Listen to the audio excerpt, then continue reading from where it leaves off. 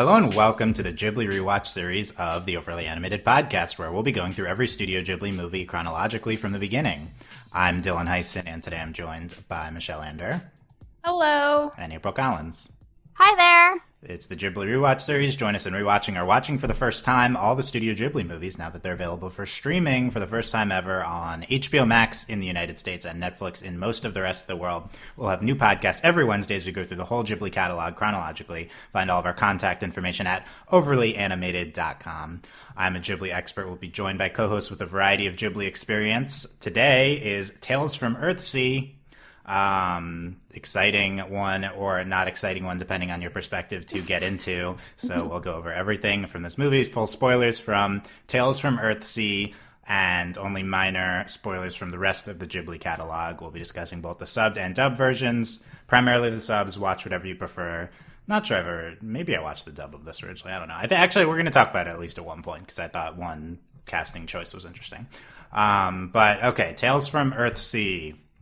We are in 2006. This is directed by Goro Miyazaki, Hayao Miyazaki's son.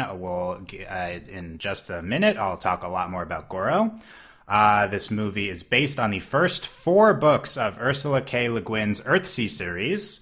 4 books is an impressive, ambitious amount to adapt into one movie. This Ghibli previously tried to adapt this series, but only finally got approval by Le Guin after Spirited Away was a mega hit. I know she'd considered it like after Totoro and stuff, but finally happens here.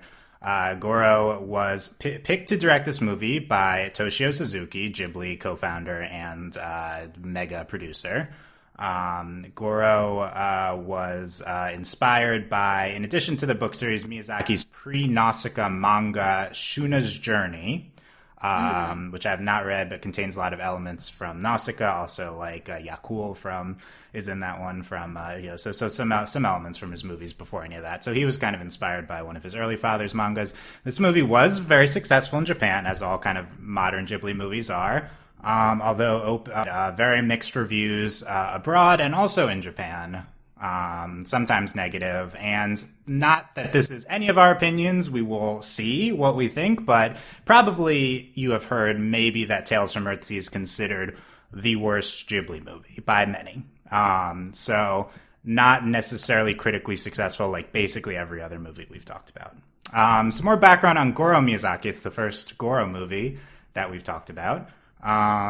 He's in his first movie. So Goro Miyazaki's son, Hayao Miyazaki, was a distant father to Goro growing up. He was extremely busy making all the movies we've talked about in the series. Not really there for him probably after the first few years. He did draw growing up. However, he didn't. I think so all of this I'm getting kind of from, highly recommend checking out the 10 Years with Hayao Miyazaki documentary series, specifically episode 3, Go Ahead, Threaten Me is the title. This is all about Goro and Miyazaki's relationship. It's really good. Basically, he didn't want to be in his father's shadow, so he went into construction or landscaping. He eventually was contracted by Suzuki to design the Ghibli Museum in Japan, which is gorgeous. And then he eventually was asked by Suzuki to kind of come up with ideas for this movie when they were in the planning stages for Earthsea, because he knew Goro liked the series, and he was eventually chosen by Suzuki to direct the movie. His father did not approve of this choice. He was not involved in picking him. And the two did not speak during production of this movie. They did. If you watch that documentary episode, their relationship is improved for Poppy Hill, which they collaborated on Goro's next movie. We'll talk about that then. They still don't seem like they talk a lot, but they at least said some words to each other in that documentary. Okay. Said some words. Yeah. So interesting relationship here. I mean, you might think, based on the fact that it's Miyazaki's son, he got favoritism from Miyazaki himself, but it was definitely not Miyazaki who was in charge of this decision. And so the other thing is Goro had no previous experience in the animation industry and then dives right in to direct this movie. Wow. So that's yeah, that's crazy. Yeah. Oh, man.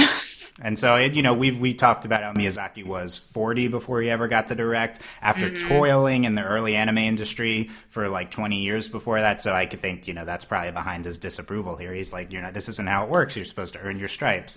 And he, Goro just is able to skip all that and direct here.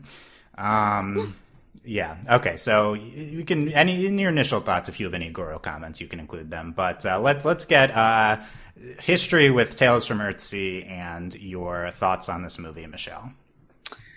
So I think I read a couple of these books, not all of them, in college. So I had a little background, but it's been a minute. I think I actively looked this up after watching Howl because I was like, it's hype.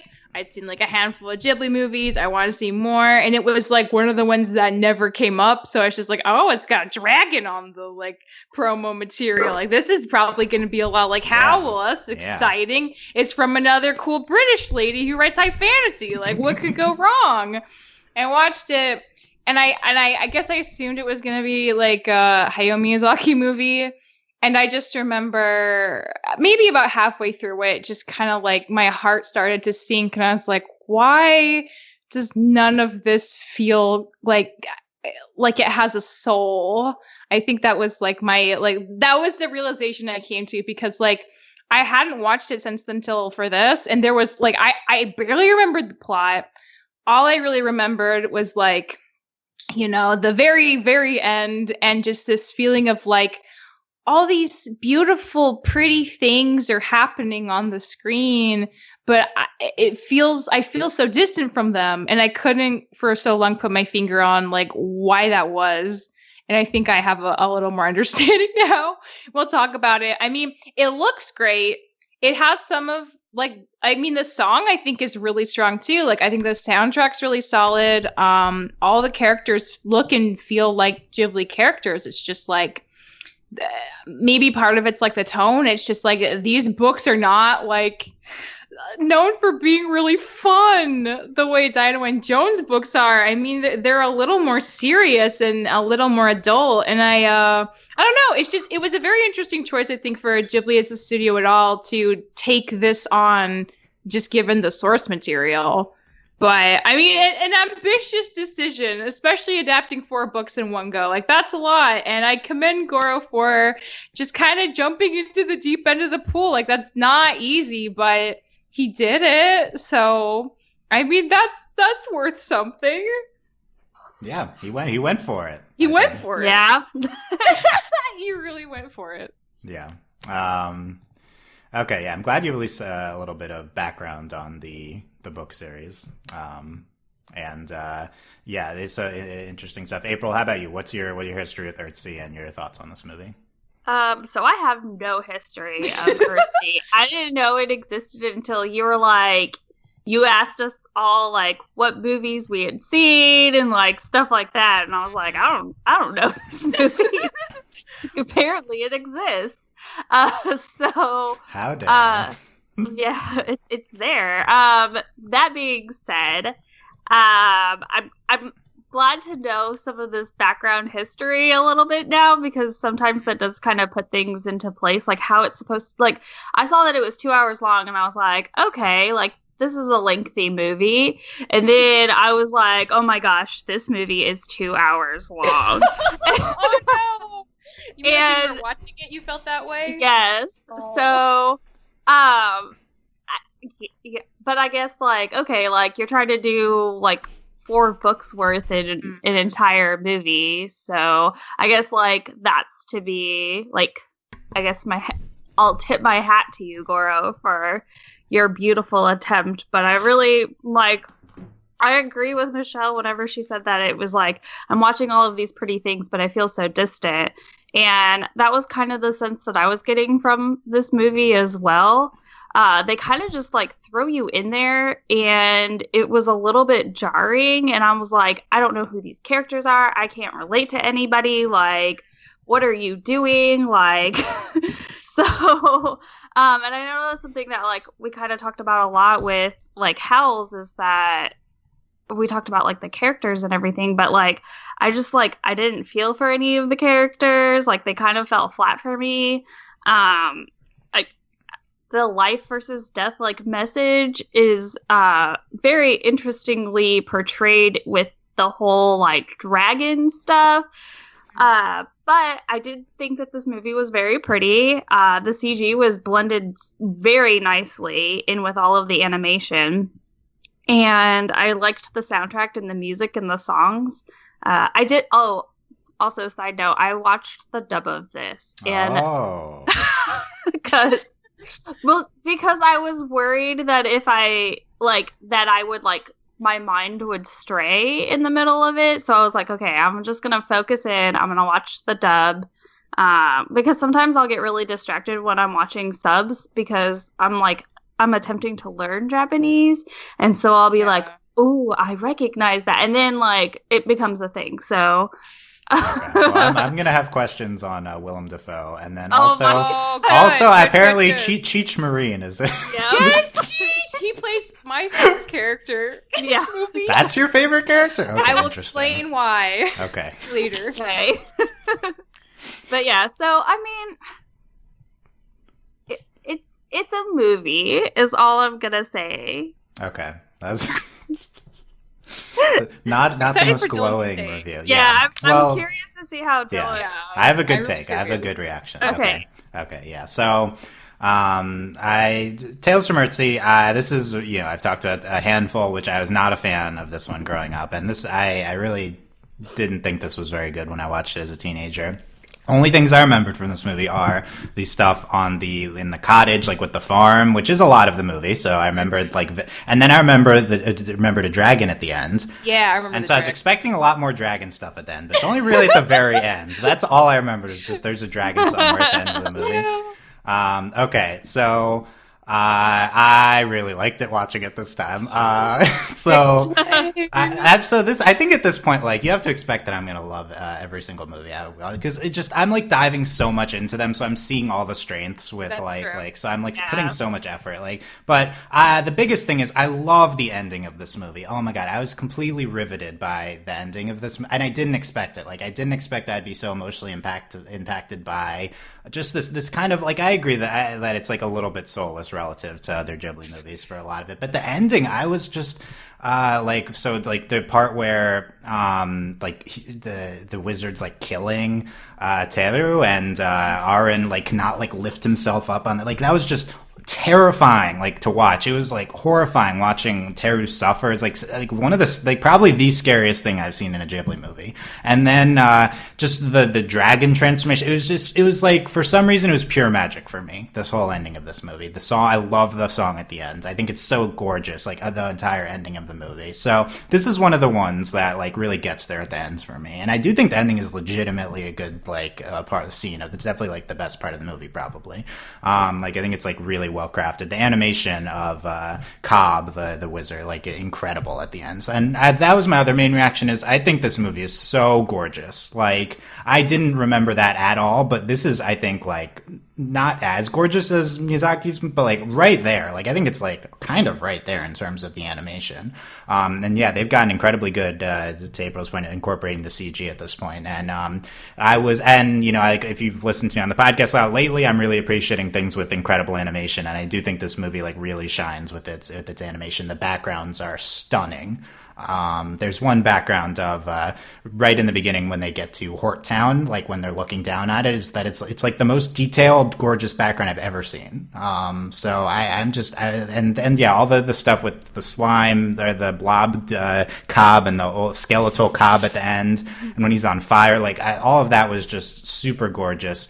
So that's like all the good, like the ending, it's gorgeous. I do think a lot of the movie's a little boring. I had the same reaction, like, really, this is 2 hours? I was like hoping at least it was 90 minutes. Thank you. But yeah, but it was a little boring lot, but this is a lot more solid narratively than I remembered. Like, we're coming off of Howl's Moving Castle. We spent a decent amount of time on that podcast criticizing how a lot of Howl's doesn't really make sense. No. And of course that there's things in this movie that do not make sense, like her turning into a dragon at the end. But or like the whole movie? No, I was going to say, I thought I was following the logic of this movie more than Howl's. I'll say that. Like, I thought this was like a solid, epic I will fantasy say, movie. I didn't have to start this movie over like 3 times. You didn't have to do that for Howl's. Yeah. By the way, we criticized Howl's a fair amount. I think Howl's incredible, like incredible movie. And this movie is like not as good, obviously. But so like despite the unexpected, I thought it was very solid narrative. But yeah, I mean, I understand the soullessness, the characters. I mean, there's like a few parts of this movie which like actively pissed me off, which we can talk about. But then other than the ending, I do think there's like a handful of great scenes throughout this movie. So I like this a lot more than I expected to.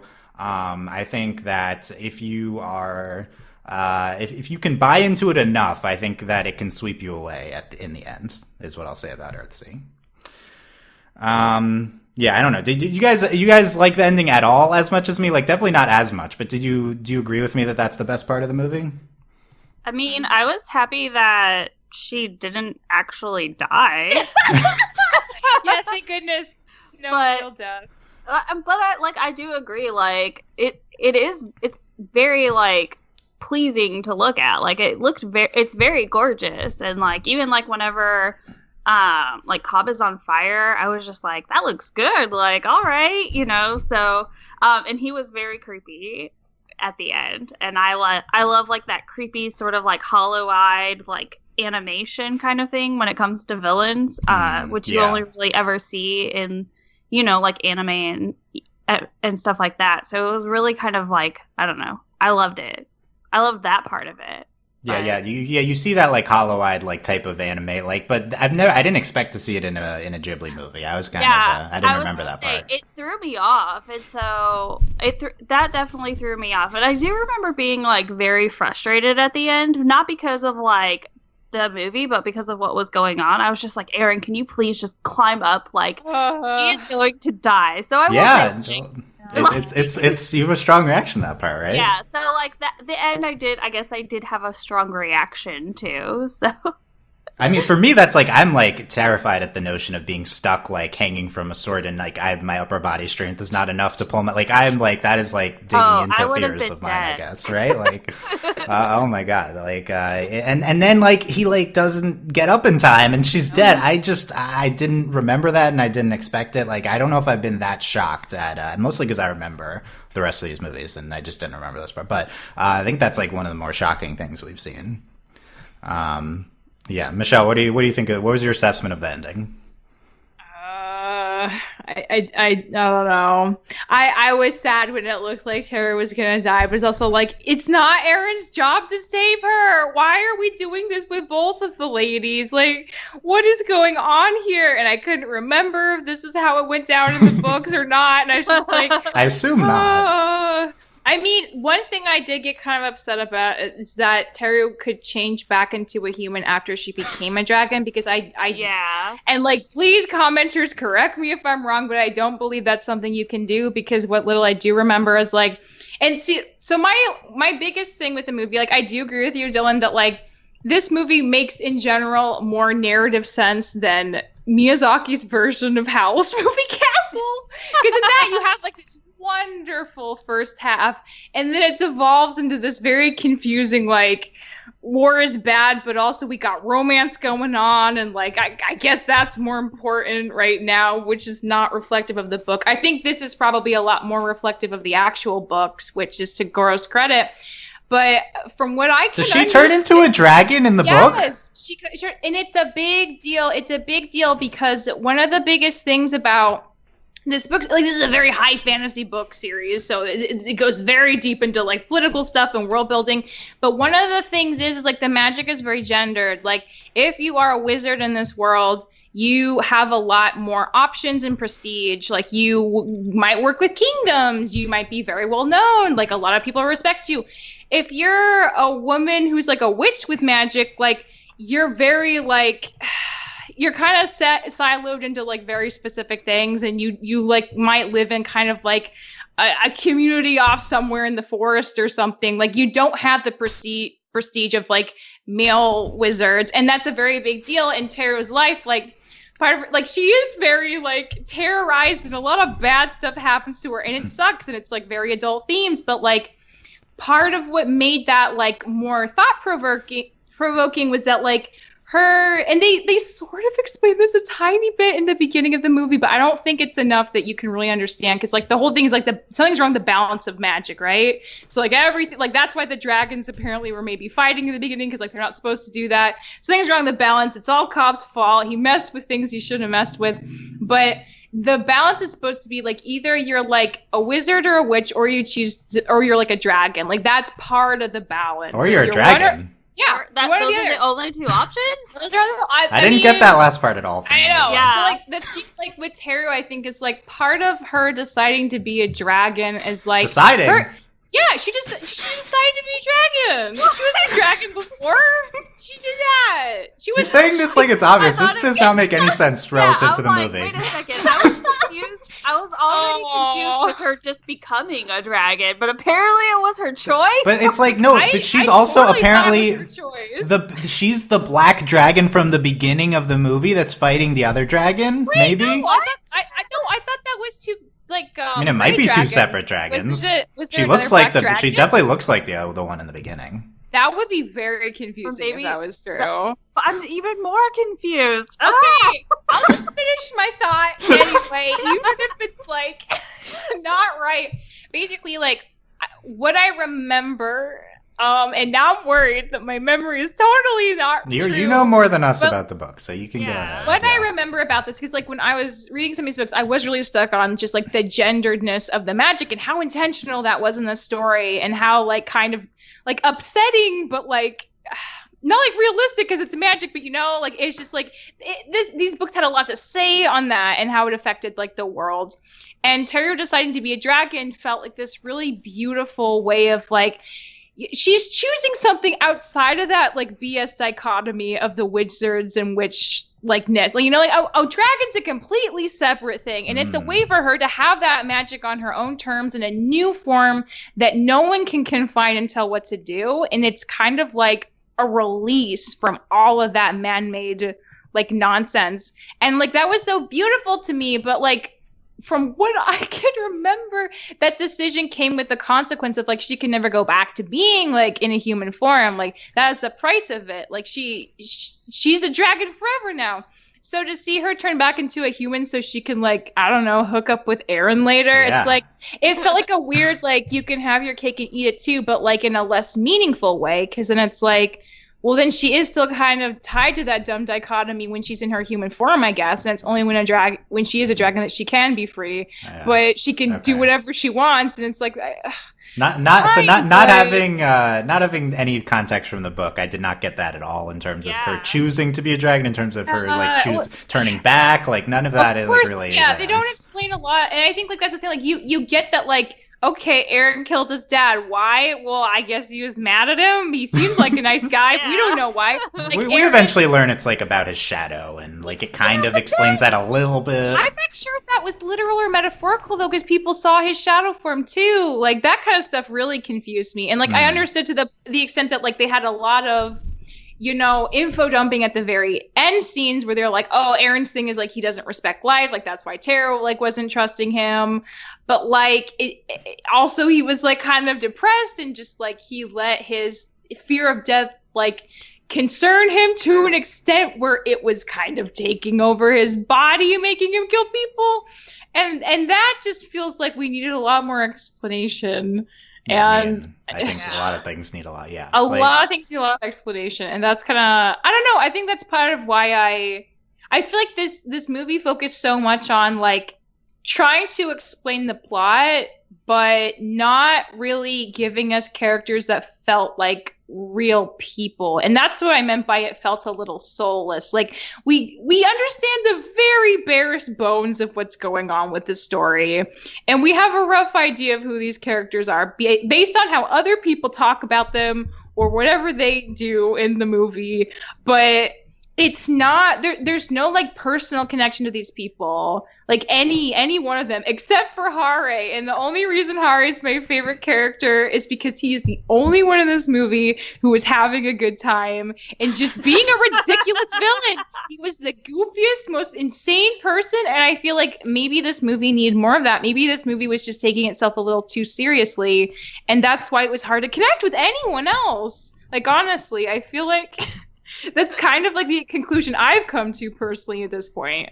Okay, yeah, I didn't even have Hare written down on my characters list, but that's he's the most fun. Like, he's a horrible man, but like, he's the funnest character. He's probably more fun in the dub, I feel like. I don't know. He is. He is pretty fun. Cheech going out there. Yeah. Okay. It seemed like the perfect like voice to play that character. It really does. Like, I didn't question it for like 2 seconds. I was like, this voice fits. Like, I'm here. I was like, this checks out. That's good. I believe it. I have a lot of follow-ups to topics from what Michelle was talking about. In terms of the soul, like, I think the soullessness of the character, I think that is completely fair. But I will say, and this is probably just a me reaction, by the end of this movie, I was super into Aren and Teru and their ship. Like, this movie really got me on board on, I think mostly because they have a lot of really gorgeous scenes together, a lot of like really heartfelt. I think the best scenes of the movie are with the two of them, towards the middle and towards the end.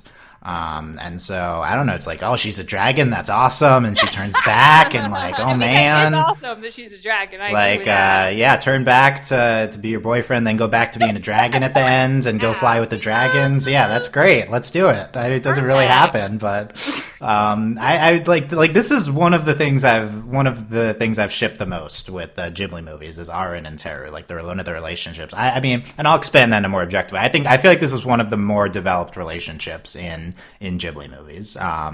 And it starts off badly because the second point flops. It sounds, so from what you said, Michelle, it sounds like he got this from the books, but I think Goro does not really handle feminism or sexism in this world well. No, not at all. Like, first of all, it's 20 minutes until Teru is introduced, and there's really no girls in this movie. Like, there's like literally none for a long time. But the thing that like 3 in this movie. Yeah, eventually you get Teru and Tenar. Tenar's not too much of a character, and one of them gets captured to go into the slave trade. So I mean, that's doing well. And then Aren also, the slavery aspect of this movie is unnecessary. It's very unnecessary is the drugs for one scene, which has nothing to do with anything. Oh, yeah. Show Eren his sheltered boy life as a prince. Like, he's been missing out on the slavery and drugs of his kingdom. I guess that's what they're... No, I think overall assessment from the movie, I think, like, once they get to the cottage with Aren and Teru, I think the movie improves a lot. But before that, there's a lot of expositioning unnecessarily. I don't care about the slave trade and I don't care about the drugs. I don't care about the politics of the castle. So it does settle in for the majority of the movie, but I think it takes a little bit. It would have made more sense if they had like tied the whole slave trade thing to like Cobb and his mission, but he was really just like, oh, that's my merchandise. It's like Cobb has slaves, but it doesn't seem to matter. Slave trader, like they're connected. Why? Okay, the thing. Well, it's why Cobb's a bad person. I can't forgive. I know that Sparrowhawk's supposed to be everyone's favorite boy, and like everyone talks about him with like such esteem. But okay, listen, when it gets to the part where Eren just like mindlessly gets captured because he just wanders off and suddenly he's a slave, and Sparrowhawk comes for him, it made me so upset that Sparrowhawk was like, oh yeah, I'll save this one kid. All the rest of you can keep being slaves. I'm not gonna like lift a finger to help you. They had the throwaway line of I took off their chains. It's fine. Yeah. I had the same reaction. Like, really, you're not gonna free all of them? Really? Yeah. Like, aren't you supposed to be a good guy? Help these people. They're right here. Are you gonna even tell them that you unshackled them, or are you just gonna let them try and figure it out for themselves? It picked up his one boy and left, and I was like, buddy, this is not a good look for you right now. I agree, it was not a good look. By the way, Sparrowhawk looks very similar to me to the mythical man that Nausicaa is supposed to be. Like, Nausicaa turns out to be the Jesus. On like, the mural, yeah. Yeah, like in the like flashes in Nausicaa, he looks like that like mythical person. Beard. I see it. Yeah, I think it's that. The part of this movie which really pisses me off, which again, it sounds like it kind of is coming from the books, but our introduction to Teru is her being assaulted by, I already forgot, Hare. This is probably my number one least favorite trope is when the female character is introduced by either A, being assaulted, or B, naked, which happens in like a lot to anime. Oh god. So like, it is a bad look and already sets up the power dynamics, I feel like, in this movie. Yeah. And then like tie her to the post at one point, and then Tenar gets captured. And like, I'll level with you guys. It took me to looking up the wiki for this movie to figure out what her name was, because all I remember is them just saying, "Your woman is like in the castle. You gotta go get your woman if you want to see her again." I was like, "What is her name though? She's just red-haired girl. I don't know her name." Or Tenar. Tenar. Yeah, no, they don't say Tenar's name much yet. Also, Tara's just a weird name, so it took a while for me to understand like her name. I feel like, but and her fake name is so close to her real name. I'm like, they're it is. It's so similar. Yeah, it's so funny. I was like, did you just tell him the same name? What's up? Like. Okay, and the third, so I mean, I like, it's a big separator from Miyazaki movies. Miyazaki movies actively feminist. This movie, kind of sexist, but he's trying to depict this like sexist world of the books. It seems like, but I feel it doesn't do a great job. No. And the last reaction to what Michelle was talking about. So this is something I read about. I don't have a quote, but from Dani Carvalho's book, Hayao Miyazaki's World Picture. I thought she had an interesting observation about how this movie is really grim, dark in a way that none of Miyazaki's movies are. Like the grim, like I feel like this is a very grim fantasy, and all of the elder Miyazaki's movies are very like happy or vibrant. And I found this interesting rewatching that episode 3 of 10 Years with Hayao Miyazaki, because this is a Poppy Hill thing, but in Poppy Hill, Miyazaki is eventually like, hey, I don't think the main character or anyone in this movie is lively enough. And then Suzuki agrees with him, and then like makes Goro like redo every storyboard to make the character more lively. That's like a big development in the production of Poppy Hill. So it seems like this is kind of just Goro's style, is to have like a grimmer sense, and it's kind of hard to distinguish between grim, because I think that's really valid to have like a grim.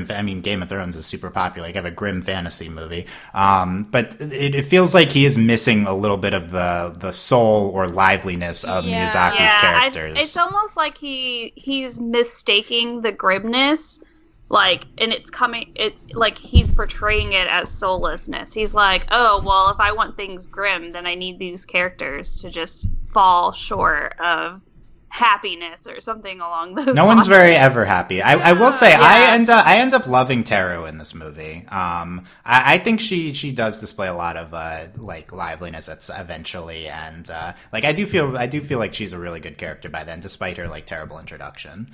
So I don't think it's like, but in general, I mean, RN, like he's very listless. Like, he reminded me of like, there's like a certain kind of movie where like a male director does like a fantasy movie with like a girl main character. He's like, yeah, I'm gonna like put her in a suit of armor and like give her a sword and she's gonna be so cool. But then the whole movie, she's just kind of reacting to other characters and doesn't really have a sense of direction. Like, I feel like that was like the main problem with Tim Burton's Alice in Wonderland, right? It's like, wow, she has so many cool outfits every time she meets a new person in this world, but like the plot is just happening to her. She doesn't make a lot of choices. Like, she's a dragon at the end. And Aaron is very much that. Like, Aaron's he's very listlessly moving through this world, accidentally gets like put into slavery for a hot second, but then like Sparrowhawk's there to save him, and it's not until the end when I feel like Teru's life's in danger that he really steps into anything that seems like he's making an active choice. And like, it seems like he's sort of grieving his father, but also he's like so tormented by his sadness. But then I don't feel like his sadness was like explained enough up front to like really feel for him deeply and personally. And I feel like I don't know, it's been so easy for so long with Ghibli movies to be able to feel deeply and personally with a lot of characters, that not being able to do that with most of these guys was just like really, it was like probably the biggest surprise. Because like I can deal with like a plot just being a plot, but like not being able to relate to any of the characters is like it's such a challenge. And I don't love that. And I feel like that, at least for like Aaron specifically, I feel like him being listless was like, that's not a personality though. It's just like a way of moving through the world, but that's not like who you are. Like, who actually are you? And I feel like they sort of figure out a little bit who he is towards the very end, but like, I wish we'd gotten a lot of his feelings about things a lot sooner, instead of just like him making a contorted face and being like, oh, what does that mean? Oh, we don't know yet. Okay, 2 more hours. We'll find out what's going on there. Eventually. Yeah, I think that is, Very, very fair point. I feel like we do kind of take for granted Miyazaki's leads being so incredible and relatable. The only lead that when you're describing and the only Miyazaki lead that I feel like at all is kind of that is Ashitaka in Mononoke, and I think that's intentional, as he's supposed to be kind of a mythic figure. And I think maybe, I don't know, a little bit with Aren, but not really. You're right. He doesn't until he unsheaths his sword at the end is when he has any sort of agency. I think it's a good point. Yeah, well, and it's funny because whenever I was watching this, I legitimately had the thought to myself, I was like, man, whoever's voicing Eren just got it off so easy. They just get to go into the studio, and then all they have to do is just talk like this, because that's how he talked the entire April, movie. isn't that how it be for all anime boys, though, April? Isn't that how it be? No! How it be? It's not, Dylan. It's not. And I think it's for some. I think that was also like part of the reason why like Aren is just so like I'm interested to know who you are, but you're not giving me anything. Like like all we know is that you're in a bad place, but we don't. I think because he's so listless, like he just like it's like he doesn't even have the capacity to react to things, and maybe that's because he's just so sad, but we're not getting enough details to be able to like put that together quick enough, I feel. Well, and you're not even getting like a sense of sadness from him. You're literally just getting like a blank piece of paper, and I'm like, do you even feel bad? Because I can't. Do you feel bad for killing your dad? It took till the end of the movie for me to understand that he actually did regret killing his dad, and it wasn't that his dad was a bad person who deserved to die, which is what I assume, because what kid just kills their dad for no reason? And I think the whole shadow thing, I don't think that like worked as his excuse or as a reason for him to act the way that he did, because like unless you're going to give me more explanation, like, oh, this shadow self has been haunting me my entire life, and it takes a lot to like subdue it and all of this stuff, but we don't even get any of that. It's just like, oh, well, it's the shadow who does it, and I'm just gonna run away because that's the answer to everything, right? Like, it's your angsty Aren voice. Yeah, I feel like part of this. This is my angsty Aren. Part of the shadow thing, I wonder if it's tied to like the stuff being out of balance or not, but it does seem like if his thing is like he's afraid of his mortality, which honestly I find very interesting for like a 17-year-old. Like I don't see a lot of teens being afraid of death quite as much as older people. Like I do think that's interesting, and it sets him apart that that's something he fears, but we don't have any backstory for like why though. Did like something happen to like, prompt this fear? And why does killing your dad and literally ending his life help with your fear of death? Like, wouldn't that make it even worse? Maybe. Well, and I even like tried to like justify it in my brain. I was like, okay, maybe the shadow is just supposed to represent his anxiety over his mortality. Yeah. I was like, because that would make sense, but that not even that like fell into place for me. And I think that if anyone should have be more fearful of death, it would be Teru, because like they kind of gave you like her backstory, like how she was abused and stuff like that. And I was like, okay, like I could understand that character feeling that way, but like Aren was a prince or something. Like so I'll say about the shadow stuff again. I think all that's fair because it's not explained in the movie. It didn't connect with me like logically, but thematically this worked. the shadow stuff with Aren, and to me that's why his character isn't. Like, I don't think he's a great character at the end, but to me, like, when you understand that it's his shadow that killed his dad and that's a part of him and it manifests as a separate part, like, all that tied his character together enough for me that I was fine with him. But yeah, his shadow, like, it worked for me. Not even any of the fear of death thing you guys were talking about. Was a little confused with that. I don't know if it was introduced by Cobb and, like, forced that narrative on him or if that was a real part of Aren's story.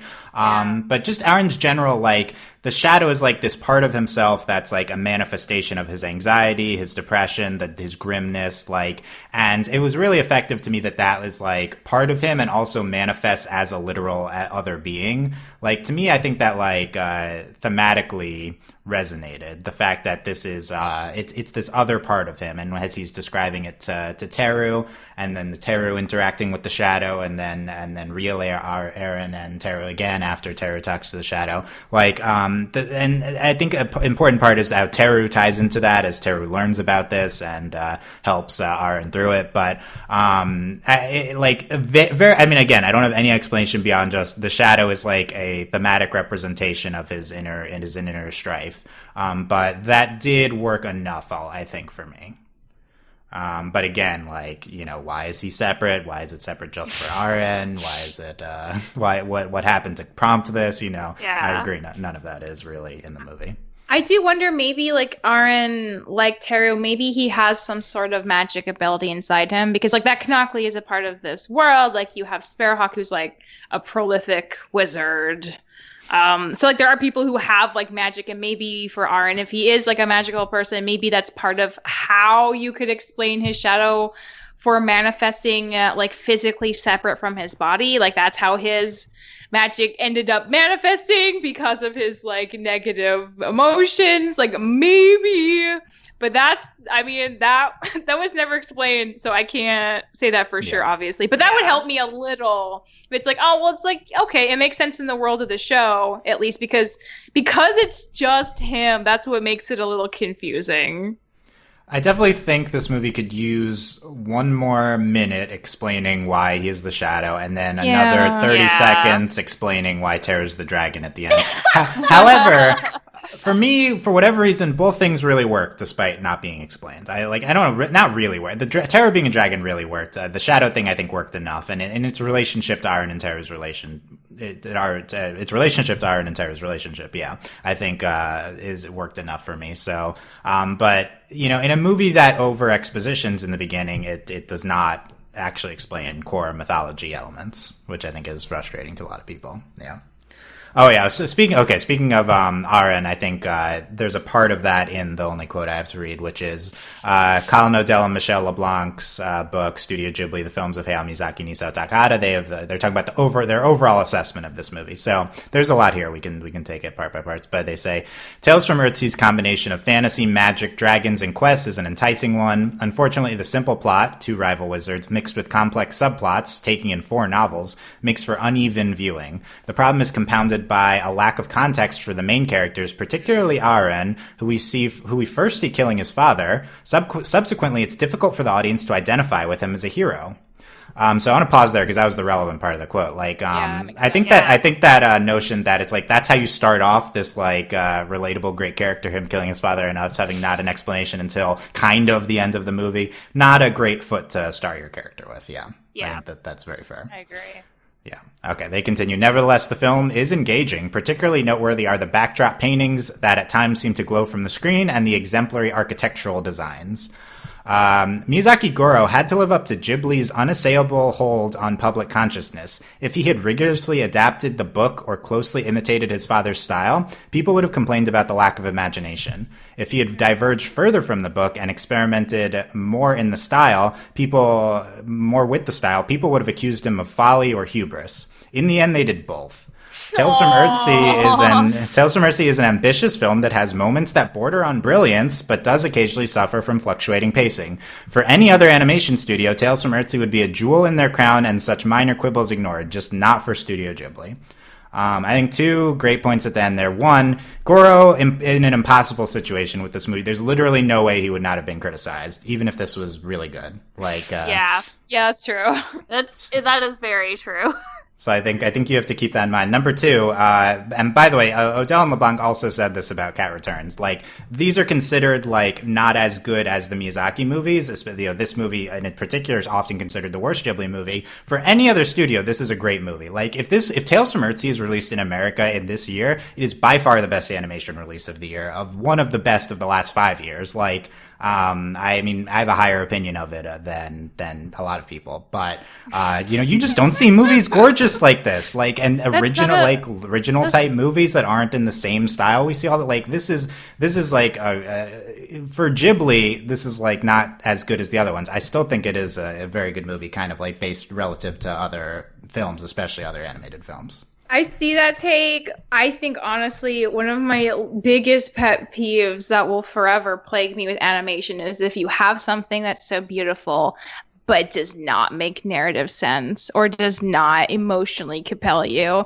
I think that is like the biggest travesty in the world, just because animation takes so long to do, and it feels like such a waste if you can get something to look so good but then to not hit you in any kind of personal way. And that's not something that's like unique to Earthsea, but like there's something about seeing it in animation that just like hurts me on a level that nothing else quite does. Yeah.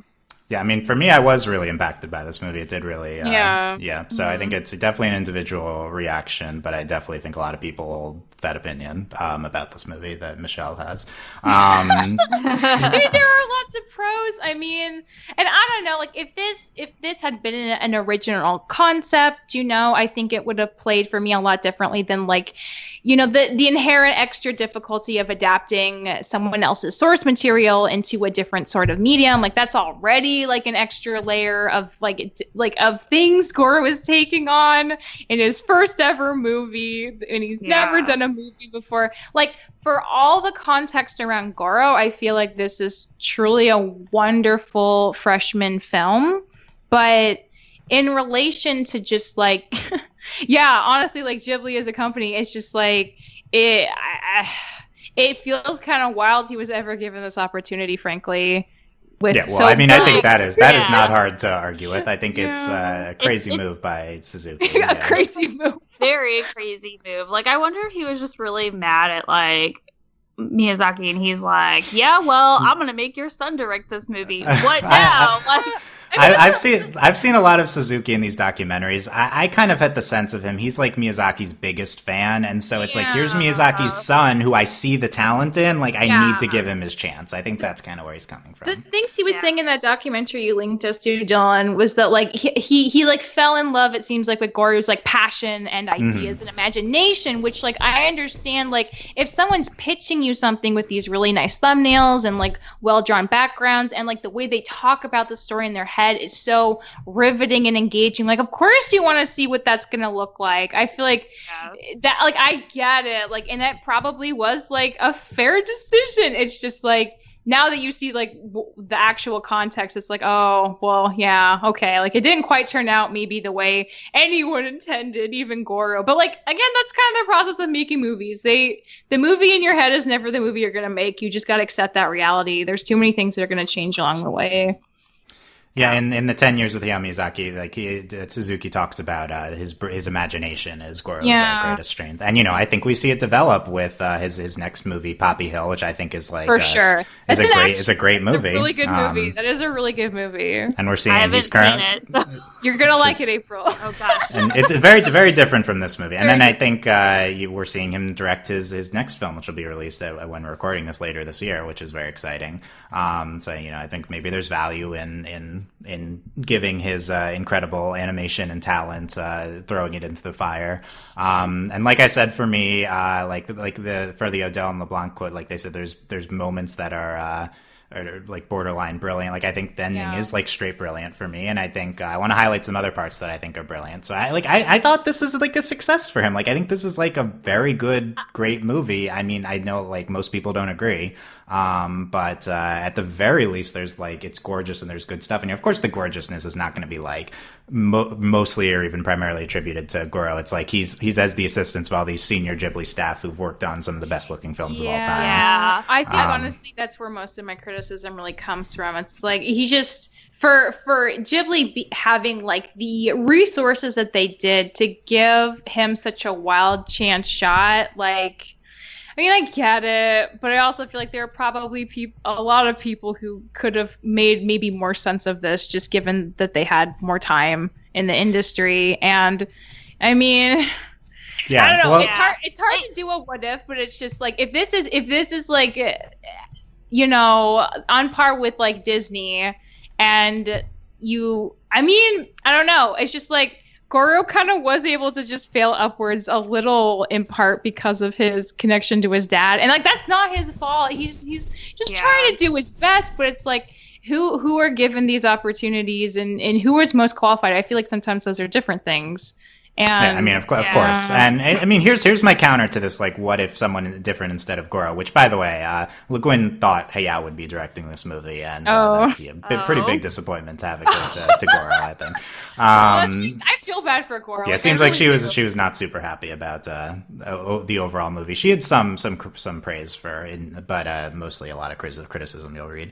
Here's my counter to this. Like, what if it was someone instead of Goro? Other than Miyazaki and Takahata directed movies, like outside of that, outside of Whisper of the Heart, which is a special movie, I do not think any other Ghibli movie is significantly better than this movie. Like any of these later Ghibli movies. It's just my personal opinion. We'll see as we go. But like Arrietty, Papi, like these are like good, probably better movies than this. But I don't think this movie is like substantially worse or anything. Like if you put this movie in Yonabashi's hands, who we will see directing a few movies later for Studio Ghibli, I'm not sure that this ends up significantly better. Like I think it's less about like how Goro is like deficient, and it's more like Hayao Miyazaki is like we don't get his super special touch. I feel like that's it for me. I think that's fair. That's a really fair point. His super special touch is super special touch. I mean, it's a weird way of saying that, but it is a weird way. The darkness of this movie, I do think, would contrast with the elder Miyazaki's style. So I feel like it's hard to imagine. I feel like him taking on this material. It really struck me, like, again, in the documentary when Hayao was saying that, it's like, you this is not how a protagonist should be. A protagonist needs to be, like, implying that they should be a certain way. And that really struck me just because you have, like, main characters later, like, and when Marnie was there, like, that main character is kind of, you know, also, like, Aaron going through things and isn't the most positive, tenacious, upbeat. Yeah, that movie is gloomed as well. It's gloomy too, but like I feel like it works a lot better because like you have the ability very early on to tap into what's going on with her, and it's relatable enough that like you're able to kind of ride that tumultuous wave with her until she's able to sort through her stuff a little more. Whereas with Aaron, I feel like they never really gave us that chance to really connect to him, and because he like starts off with a murder, it's like you're never quite sure if he's just doing that because he's unstable or if it's like, you know, we get context later, but it's so much harder initially to reach him, and I feel like that's like for me the biggest drawback. Like again, the plot's like I think a lot could have been explained, but it's 4 books. Like I give it a pass. It looks great. It sounds great. Like it's just I think the weakest thing is the inability to connect with these characters, and I think that is a uniquely Earthsea problem in a way that none of the other movies seem to have. Like for even like Pompoko, I feel like I understood. Yeah, well, Takahata has his special stuff too. I understood where the raccoon dogs were coming from. Like I always understand where everyone's like, even if I disagree with them, like I get it. But with these guys, it just like for the first time ever and the last time ever, I like didn't quite understand all the time, and that distance was the hardest thing for me. And I feel like that's Yeah, I think that there's definitely a difference between like understanding the characters versus like understanding the characters and not liking them, but instead of just like being disconnected from them. And I think that's something like, I totally agree that this movie like lacks that, because I don't mind understanding characters and not liking them, but I feel like there was never that opportunity to really get to know them. Even like with Aaron, like all that they really did before like or I guess like his introduction is just like the wait staff being like, oh, he's been acting weird lately, right. And they're like, no, he hasn't. And then they walk away. Like Yeah, I think so. I think this is like a really good and fair assessment in terms of like we're comparing. It's like, what if Yonebayashi, who we bring him up only because he directed to later Ghibli, what if he directed Tales from Earthsea? And I do think it's a good point from Michelle that Marnie does capture that liveliness that Miyazaki has better than this movie does. I think that the characters there do pop a lot, and characters are probably the strongest part of that movie. Characters are the weakest part of this movie. So I think like later Ghibli directors do kind of capture that. I will say, like Ponyo, I don't remember connecting with the characters in Ponyo, but we'll see when we talk about it. I've been liking everyone. Yeah, they are like kids, but it's different. Arietti, I don't know if I connected with them as much, but we'll see. It's I think that's fair. And again, I mostly agree. I will say again, Teru, I do end up really connecting and loving. So like I do think there's some, and the other thing is Cobb. I think is a really interesting character in terms of I've never felt this way before about Ghibli. I think Ocean Waves is like, you don't like those characters are more unlikable, but I also think like there's a disconnect similar to this movie, maybe with those characters in Ocean Waves. Of course, that wasn't a major theatrical release.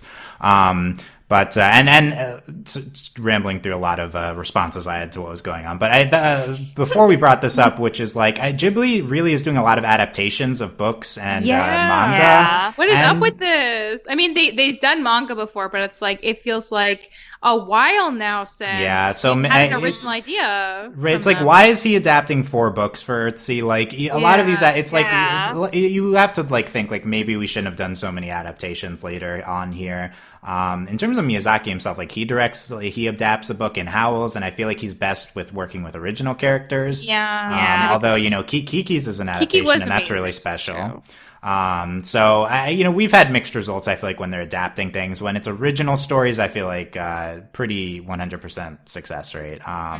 But I mean, Ponyo's an original, so we'll talk about Ponyo next week. I think I'm interested to see how I react to that, as I've been loving each movie a lot more than previously. I want to talk about Cobb, as I think that's the second best character in this movie behind Teru.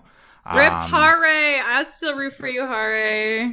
Yeah, I wouldn't have even considered Hare unless Michelle brought him up. But he's just having. He reminds me of the kind of. He's like the kind of villain you'd see in Cagliostro, and that's why I love it, because it's just this perfect kind of cartoony nonsense, and like he's terrible, but he's having fun, and like he's the only one having fun in this movie. There are very few light moments. Like I guess you could argue like the stuff on the farm's like lighter than everything else, but even that's like a little solemn. Like the whole movie's very solemn, and Hari, like, he's not doing fun things, but he himself is just so goofy. It's like that was the one like levity. Definitely has a lot more energy. Yeah, I think that's fair. Cobb. So the main thing. So first of all, Cobb with we talked about the animation with him turning into different forms at the end. Incredible. His facing off with Sparrowhawk with the lights of them in the castle. I think that's like a really good scene with him. I do think all the we haven't even talked about the themes. Honestly, I'll get to that in a second. It's because they're not important. But yeah, I mean what they're talking about is not as successful, I think, as the presentation of their confrontation. But the most interesting thing for me with Cobb is the presentation of him as kind of an androgynous figure. And in the sub, he is voiced by a woman, Cobb. And so that's why I was like interested that Willem Dafoe was the casting for Cobb in the dub, because I felt like Cobb, the most unique aspect is that he is kind of this androgynous figure voiced by a woman that to me presents very non-binary. Not that all non-binary people are androgynous or anything, but like I think that's kind of like the impression I always get of Cobb. And I was a little struck to hear Cobb being consistently referred to as he, especially when I feel like Cobb has a distinctly female voice. So I feel like that is Cobb is a really interesting design. So I think all of that's really resonant with Cobb. At least in terms of uniqueness. I enjoyed like the William Dafoe like voice coming out of the Cobb character, just because I think that it kind of added to like the mystery of him, her, whatever Cobb is. I mean, Cobb definitely referred to as a man in the movie. Yeah, so I think it kind of like added to the mystery and made the character design even that much more interesting, at least to me. And William Dafoe's like performance of this, it's very like creepy and dark, And so it's almost like he's whispering to you the entire time. And I'm like, oh, William, you're for me. Like, stop whispering things in my ear. No, Willem, do whisper. Come on. No. Oh, no. I love Willem Dafoe. He's such an incredible actor. Like, that's a big like, draw for me of checking out the dub. Yeah, I recommend it just so you can like hear his performance, because I think he did a really well job in the role. And so, and like, it stood out to me that it wasn't so much that I was like, oh, that, like, it's not like it's William Dafoe. It's like, oh, that's William Dafoe kind of like reaction to his voice. Because I did have to look it up, because I was like, is that William Dafoe? I can't really tell. Interesting. So I feel like he's a distinctive voice, so that's interesting that you can immediately identify which it. is why I was just like, I have to. But once I knew it was him, then I was like, oh yeah, this is definitely William Dafoe. Okay. But it's because your mind is sort of searching for it at that point too. So it's okay. Interesting. Yeah. So I don't know. I mean, there's not a ton there with Cobb. I do think Cobb's introduction scene is really good. I think Cobb kind of like coaxing Aaron's name out of him, true name out of him. I think it's a really creepy scene. Why did he just drink that? You don't drink things from creepy strangers. Yeah. Like, Aaron, yeah, come on, Aaron. I have look. He almost ate those berries. Okay, I have no faith in him. Aaron, like, he's really lucky he has Sparrowhawk, because he would definitely be dead if he just left a castle on his own. One thing about Cobb, like, I don't know. He was about to die right in the beginning before Sparrowhawk came. He's so useless till the very end. It's very upsetting.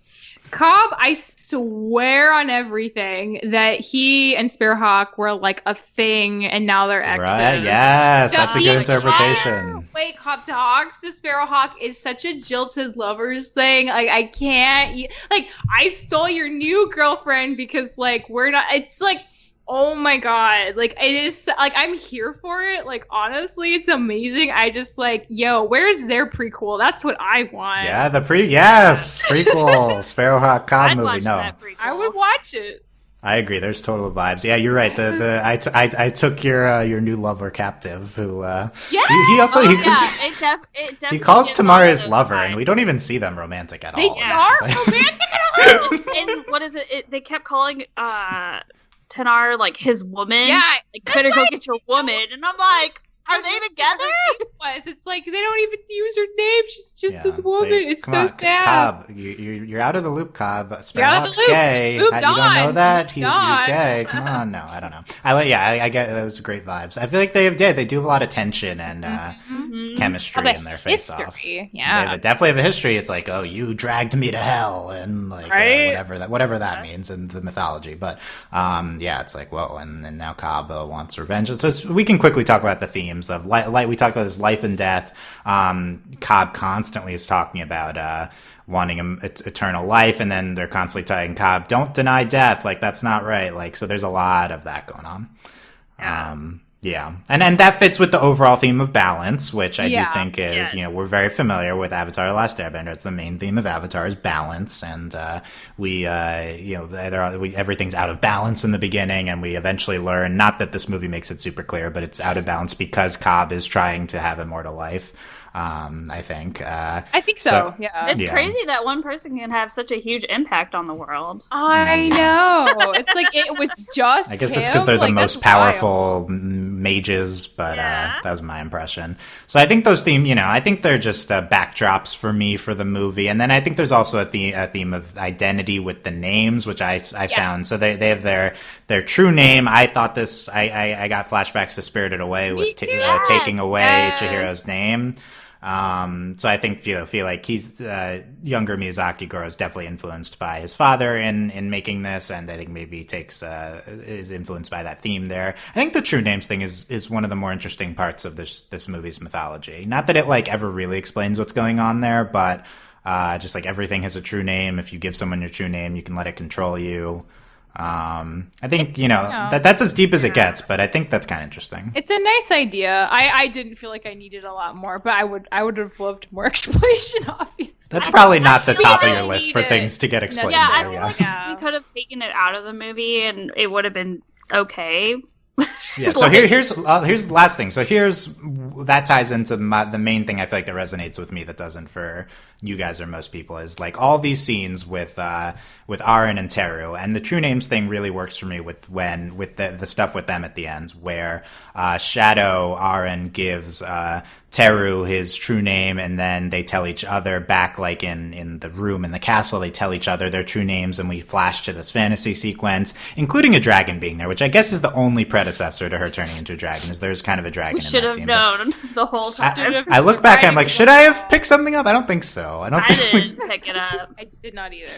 So I just the kind of the tenderness between them of like the learning the intimacy of learning someone's true name and then like freeing Aaron because she knows his true name too and she's giving him freedom. Like I think that's my impression, and not that that's explained in the movie, but I found all that to be resonant, mostly because I was really connecting with Aaron and Teru as their dynamic, you know, like romantic or not, just their bonds. I think that they're having. One scene that I love in the middle of the movie is when we spend a lot of time watching Teru sing, which I feel like is one of the more emotionally resonant. We're talking about this movie having no like lively characters. I feel like that's like one of the more lively, soulful presentations is just seeing Teru sing for a while. And then this intimate moment with the two of them watching the sunset. And Aaron explaining to her that he has there's something inside me. Yeah. So I just all this that them opening up to each other, the intimacy shared between them. I found all that to be really successful. Like those are the big standout scenes for me. I mean, I'm definitely appreciating it a little more having you talk about it. I do agree. Like, I was genuinely surprised by how much I was finally feeling for the two kids when Aaron reveals his real name to her. When he's like the shadow him, who's like implied to be like maybe the good half of him now in that moment when he gives her the sword. But like, it is like such a feeling of like vulnerability and trust. Vulnerability, to reveal that name if it's the most like secret, powerful thing that could be used against you. It is like essentially giving her his heart in a way. And I do think that is really lovely, like in the context of the scene. So yeah, that's a great word that I was trying to key into. I love that they're increasing vulnerability with each other throughout the movie. I thought that was really gorgeous. And then at the end when she turns back into the human, which apparently is not how it works, but they I can smooch you.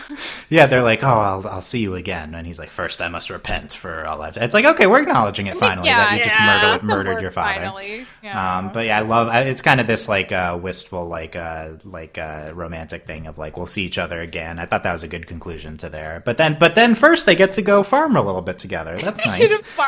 They gotta get ready for the summer, Dylan. They need all the help they can get, those two ladies in their big farm.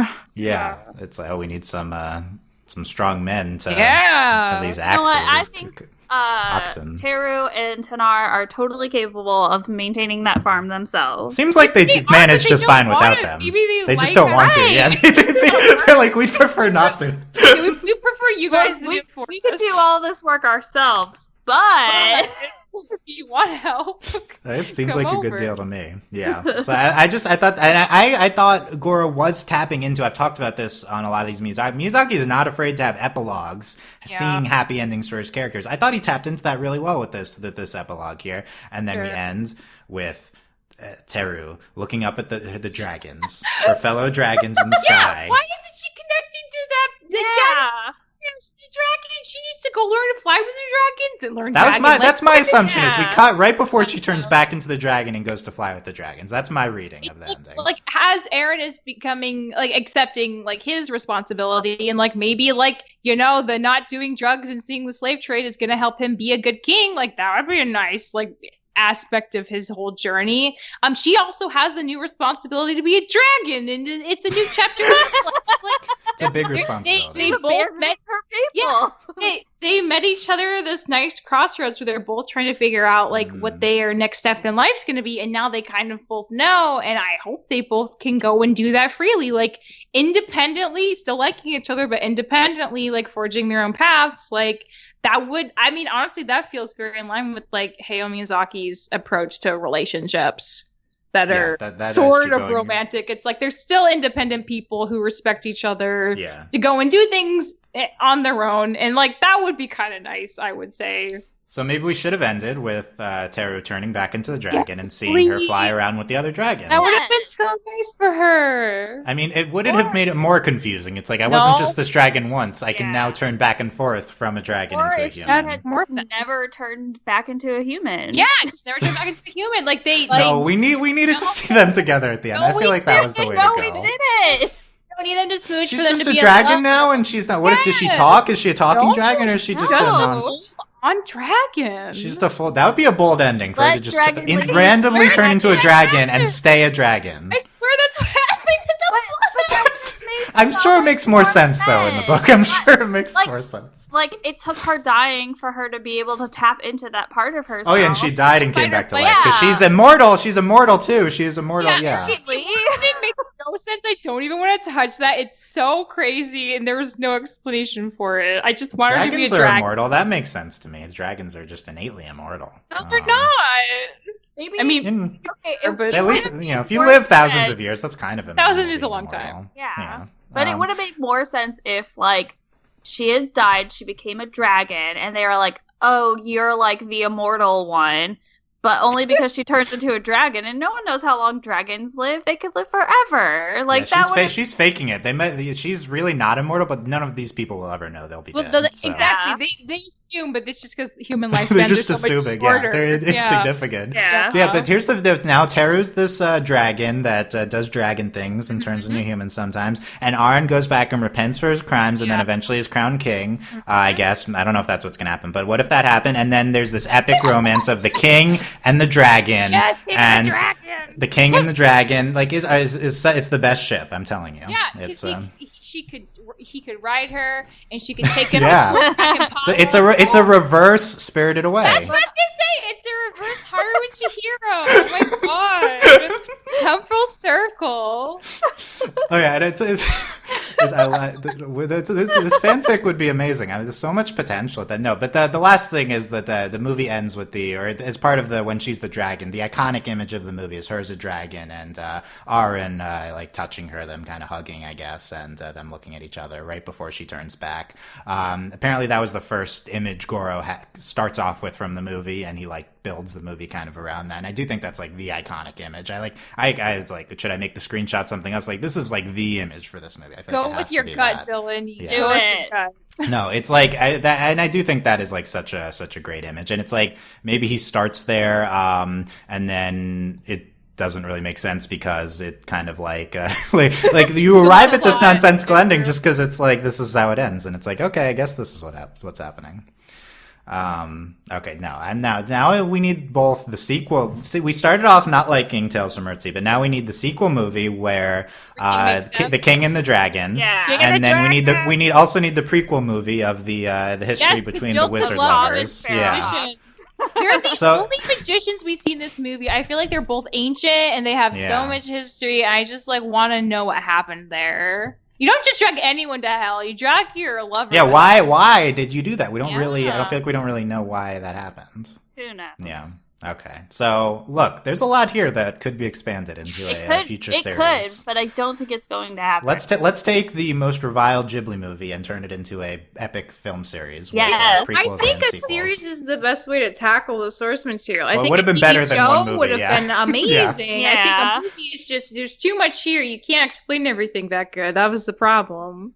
Yeah, you shouldn't have. Yeah, apparently the first book is about the shadow stuff with Aaron. That would have helped. So if it was just that, like, oh man, say that this movie is based off the first 4 books when we threw the first book completely out the window. Yeah, not a lot there probably. With that. Yeah. Okay. I like the speculating on that at the end. That's fun. So any other scenes to mention? Give it to us, universe. Yeah, give it to us. I think probably. I think that was most of the interesting scenes we talked about. So Michelle, any final thoughts on Tales from Earthsea?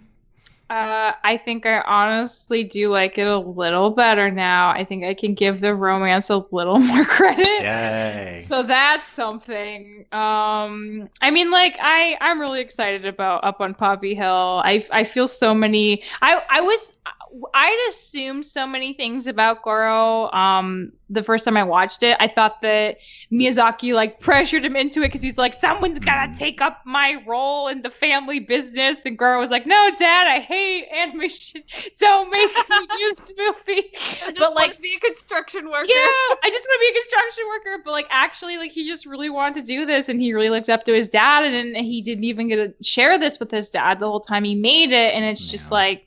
Man, that's such a layer that, like, now that I know that, it is going to, like, color this a lot different looking at the movie. And I think that's for the better, honestly. So I'm glad to have that extra context, too. Yeah. Yeah, I think it helps. And for Poppy Hill, Miyazaki writes the script and generally kind of oversees. Like, if they did that for this movie, that might have been the winning combination. That's if we, true.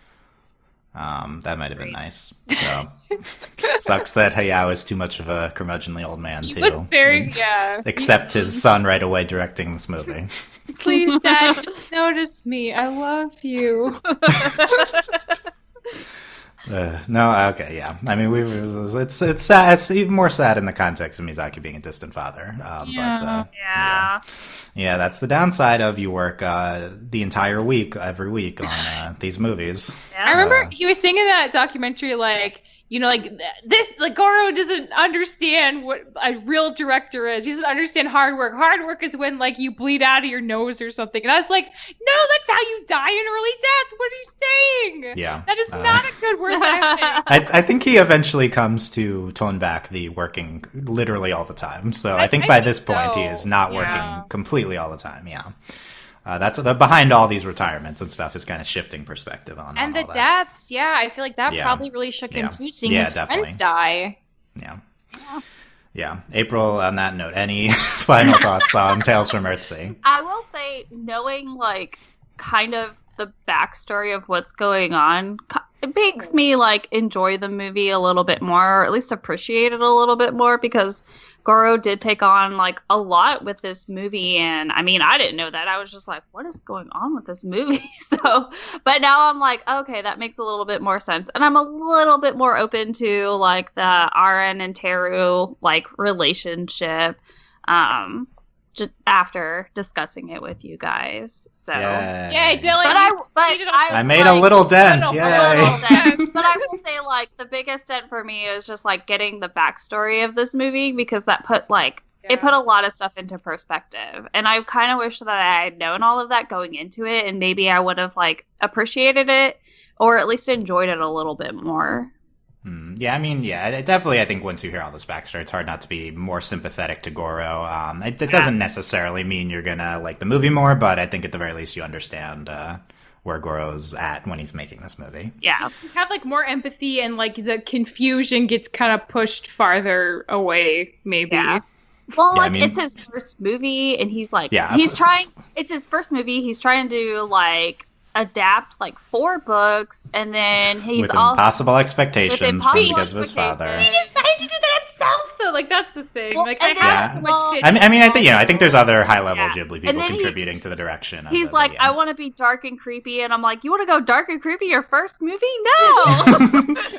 I mean, from the documentary seeing Goro, he does come across as a little more of like a gloomy guy than his dad. No, he doesn't. I mean, he came off so earnest to me. I feel like he does come across as earnest. Yeah. Every time they interviewed him, he looked like he was trying not to cry, and I was like, oh my god. I get the vulnerability. Yeah, he's very vulnerable. I think all that could be true, but but I don't know. But yeah, no, like I mean, of course he had the support of this incredible studio with all these incredible artists. But even with that, I think this is still impressive, very impressive for a first movie, with no previous animation experience. That's the wildest part of the story. Yeah. He just hadn't made anything before this besides his own drawings, like in his room. Yeah, he just drew. Like he's like talent because he just drew stuff, but he never like applied it in a industry context. Yeah, it is the only time I know of that happening. I guess like story people sometimes in America like show run but they're not doing the drawing parts. They get other people to do that. You know? Yeah.